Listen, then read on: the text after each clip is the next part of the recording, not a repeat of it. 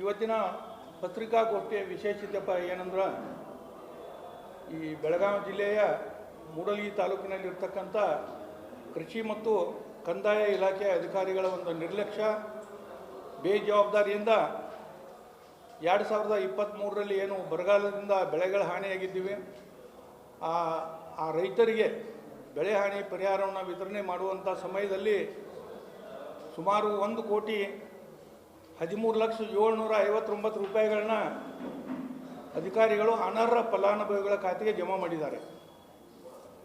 ಏನಾಗಿತ್ತು ಅಂದರೆ 2023ರಲ್ಲಿ ಏನು ಬರಗಾಲ ಬಂದಿತ್ತು, ಆ ಬರಗಾಲ ಸಮಯದಲ್ಲಿ ರೈತರು ಬೆಳೆದಂಥ ಬೆಳೆಗಳಿಗೆ ಬೆಳೆ ಹಾನಿ ಪರಿಹಾರವನ್ನು ನೀಡಲಿಕ್ಕೆ ಕೇಂದ್ರ ಮತ್ತು ರಾಜ್ಯ ಸರ್ಕಾರಗಳು ಕೂಡ ಒಂದು ಸಮಿತಿಯನ್ನು ರಚನೆ ಮಾಡಿದ್ದೆವು.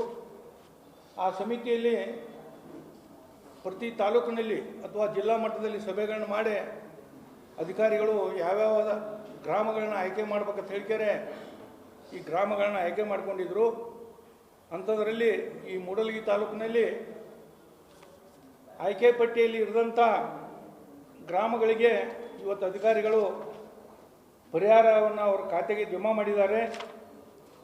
ಇದು ಅಧಿಕಾರಿಗಳು ಕೊಟ್ಟಂಥ ಮಾಹಿತಿಯಿಂದಲೇ ನಮಗೆಲ್ಲ ತಿಳಿದು ಬಂದಿತ್ತು. ಈ ಮಾಹಿತಿ ಹಾಕಿದಿಂದ ಏನಾಗಿತ್ತಪ್ಪ ಅಂದ್ರೆ ಈ ಮಾರ್ಗ ಕೇಂದ್ರ ಮತ್ತು ರಾಜ್ಯ ಸರ್ಕಾರಗಳ ಮಾರ್ಗಸೂಚಿಗಳ ಪ್ರಕಾರ ಏನು ಗ್ರಾಮಗಳನ್ನ ಆಯ್ಕೆ ಮಾಡ್ತಾರೆ ಆ ಗ್ರಾಮಗಳಲ್ಲಿರ್ತಕ್ಕಂಥ 25 ಗ್ರಾಮಗಳಲ್ಲಿ 368 ರೈತರ ಖಾತೆಗೆ ಈಗಾಗಲೇ ಹಣ ಜಮಾ ಆಗಿ ಅವ್ರು ಪರಿಹಾರ ತೊಗೊಂಡು ಬಿಟ್ಟಿದ್ದಾರೆ. ಈಗಾಗಲೇ ಈ ಅಧಿಕಾರಿಗಳ ಬೇಜವಾಬ್ದಾರಿಯಿಂದ ನಿಜವಾದ ಫಲಾನುಭವಿಗಳಿಗೆ ಇದುವರೆಗೆ ಬೆಳೆ ಪರಿಹಾರ ಸಿಕ್ಕಿಲ್ಲ. ಇದು ದುರ್ದೈವ ಸಂಗತಿ.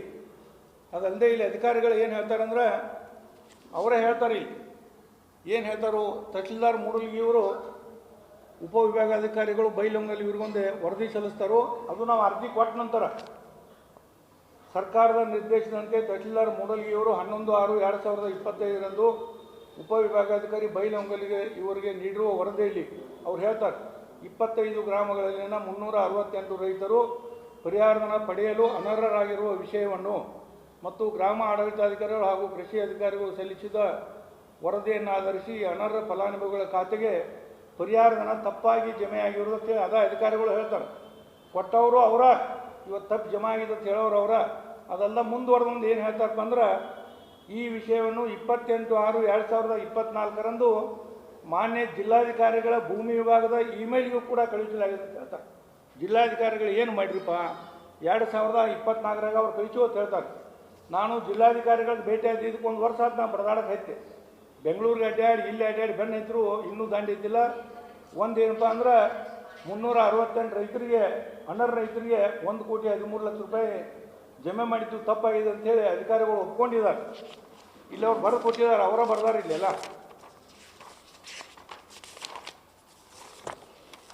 ಇದೇ ನಾವು ನೋಡ್ಬೋದು ಮೂಡಲಗಿ ತಾಲೂಕಿನಲ್ಲಿ 2023ನೇ ಸಾಲಿನಲ್ಲಿ ಅನರ್ಹ ರೈತರಿಗೆ ಪರಿಹಾರ ಜಮೆಯಾದ ವಿವರ ಸಂಬಂಧಿಸಿದ ಗ್ರಾಮ ಆಡಳಿತಾಧಿಕಾರಿ ಹಾಗೂ ಕೃಷಿ ಅಧಿಕಾರಿಗಳ ಜಂಟಿ ವರದಿಯ ಆಧಾರಗಳ ಮೇಲಿಂದ ಈ ಗ್ರಾಮಗಳ ರೈತರು ಪರಿಹಾರಕ್ಕೆ ಅನರ್ಹರಾಗಿರುತ್ತಾರೆ ಅಂತೇಳಿ ಅವರೇ ಹೇಳಿದರು, ಸಹಿ ಮಾಡಿದರು ಮತ್ತು ರೊಕ್ಕನೂ ಕೊಟ್ಟಿದ್ದಾರೆ ಈಗಾಗಲೇ.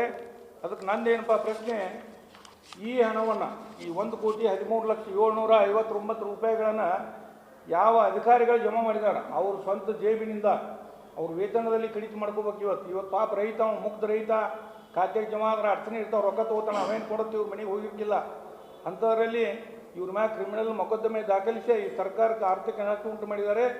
ಆದ್ದರಿಂದ ಅವ್ರ ಮ್ಯಾಗ ಕ್ರಿಮಿನಲ್ ಮೊಕದ್ದಮೆ ದಾಖಲು ಮಾಡಿ ಹಣವನ್ನು ಪರಿಹಾರ ನೀಡಿದಂಥ ರೈತರ ಖಾತೆಯಿಂದ ಜಮೆ ಮಾಡ್ಕೊಂಡು ಈ ನಿಜವಾದ ಅರ್ಹ ರೈತರಿಗೆ ಏನೂ ಸಿಕ್ಕಿಲ್ಲ ಅವ್ರಿಗೂ ಕೂಡ ಸರ್ಕಾರ ಪರಿಹಾರ ಕೊಡುವಂಥ ವ್ಯವಸ್ಥೆ ಮಾಡ್ಬೇಕಂತ ಹೇಳ್ಕೇಳಿ ನಾನು ಮಾಧ್ಯಮ ಸ್ನೇಹಿತರ ಮುಖಾಂತರ ಹೇಳ್ತಾನು ಸರ್ಕಾರಕ್ಕೂ ಕೂಡ ಈ ಪತ್ರ ಬರೆದಿದ್ದೀನಿ. ಇಲ್ಲಿ ಒಂದಪ್ಪ ಅತ್ಯಂತ ಗಮನಿಸಬೇಕಾದ ಅಂಶ ಅಂದ್ರೆ 28/6/2024 ಜಿಲ್ಲಾಧಿಕಾರಿಗಳ ಕಚೇರಿಗೆ ಇಮೇಲ್ ಮಾಡಿವತ್ತು ಹೇಳ್ತಾರೆ.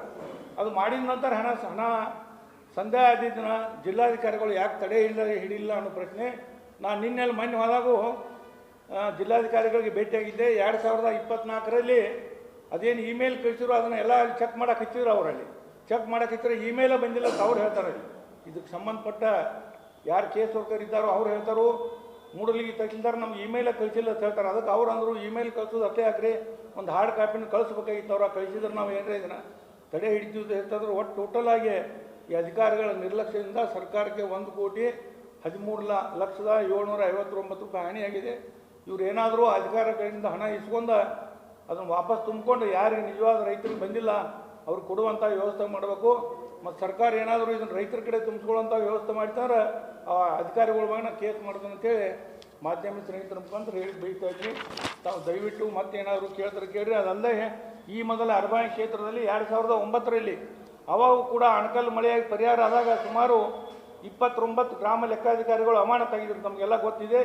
ಈಗೂ ಕೂಡ ಇದನ್ನು ಸರ್ಕಾರ ಗಂಭೀರವಾಗಿ ಪರಿಗಣಿಸಬೇಕು. ಮತ್ತು ಈಗೇನು ಅಧಿವೇಶನ ಅಂತೇಳಿ ಜಗಳಾಡೋದು ಬಿಟ್ಟು ಇಂಥವ್ರ ಬಗ್ಗೆ ಚರ್ಚೆ ಮಾಡ್ಬೇಕಂತೇಳಿ ಈ ಮಾನ್ಯ ನಮ್ಮ ಎಲ್ಲ ಶಾಸಕ ಮಹಾಶಯರಲ್ಲಿ ಕೂಡ ನಾನು ಈ ರೈತರ ಪರವಾಗಿ ಕೇಳ್ತಾ ಇದ್ದೀನಿ.